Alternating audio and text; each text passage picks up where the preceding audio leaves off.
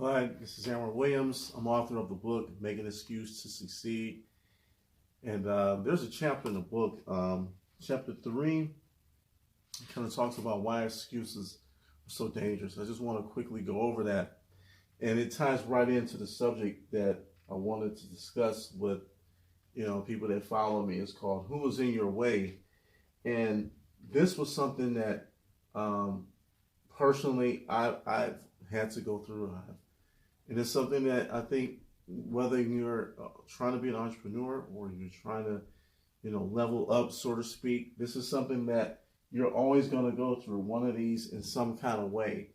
And the thing is, it's not necessarily intentional by the individual that's doing these to you. Sometimes it is intentional, but sometimes it's not. But regardless of whether they're purposely derailing you or stopping you, um, that you have to know how to handle the situation to um, further your interests, further your purposes and the things that you're trying to do. All right. So in a book that I wrote, it talks about the contagiousness of excuses and how in a business or even in a family or whatever your network is, we have a lot of people making excuses about different things, why they're not doing something, why they're not getting things done. It can easily spread and it just becomes the culture. Okay, so I kind of said if someone makes excuses about why things are not getting done and they're willing to accept mediocrity and low production, others may follow suit. They may soon start to take on some of the same attributes that you may even have, even though they may know it's detrimental to them. And so it kind of goes into more detail about it can have an effect on your personal habits and even the habits of your families and friends. So in this particular case, I just named about six basic things that, or six basic different archetypes of people that can be in your way. And the reason why I felt this was so important because oftentimes on social media, and it's not a bad thing, we see so much from the business aspects from different entrepreneurs about the positive side. And I'm not being negative. They just talk about, all the opulence, all the money they have, all their success, but they never really take it to a personal level about all the obstacles they have to go through or they're currently going through to get and maintain those things. And it's not about me being negative. It's just me being realistic. I just, no matter what level I get to, I want to share that with people. I want to share, my success, my goals, achievements, but I also want to share my trials and tribulations too, the challenges.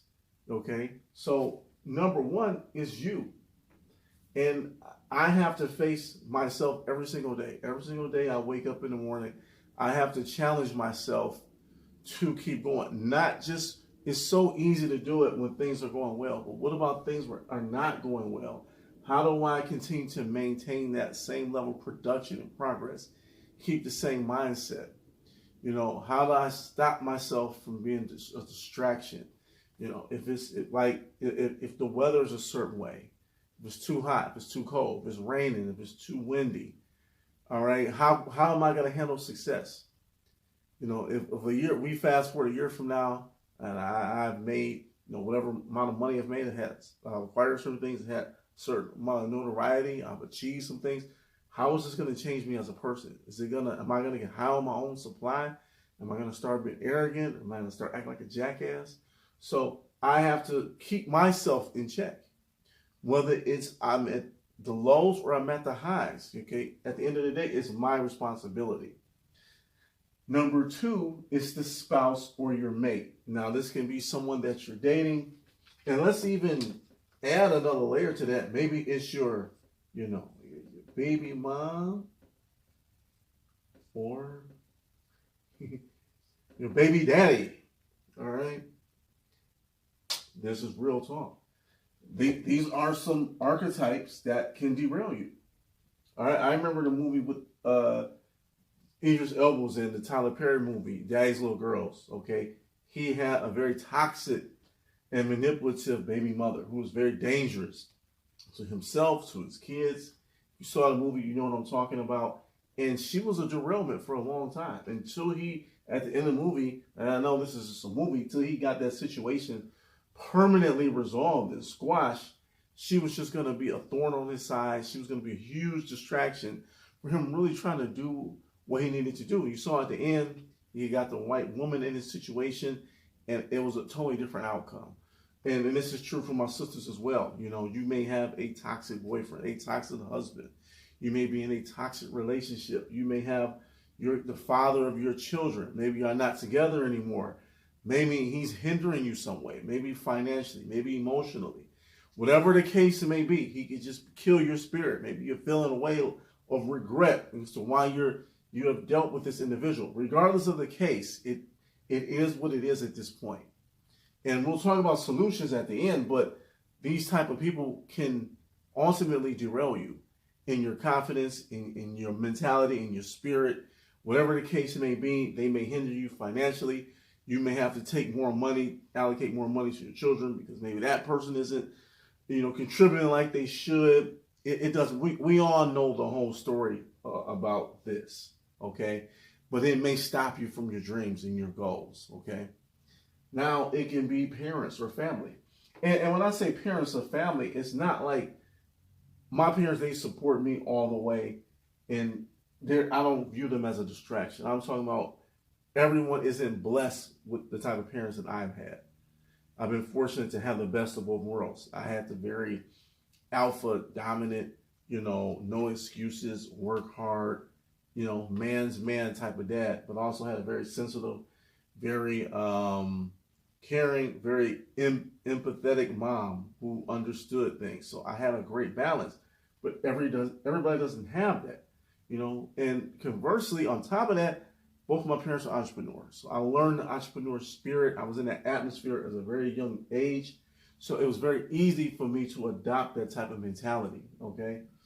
But everyone doesn't have, great parents. You may have very toxic parents. Maybe they didn't teach you anything. Maybe you can have physical or verbal abuse was involved. It can be a number of things that could have affected you as far as your confidence and your willing and what your thoughts is about being an entrepreneur. Many parents just think, just go to school, get a good job, that's it. All this other stuff about, multi-level marketing or starting a business or selling stuff, that's just a waste of time. You ain't gonna make it. All right, and we see this a lot sometimes, and a lot of times, in this case, unintentional.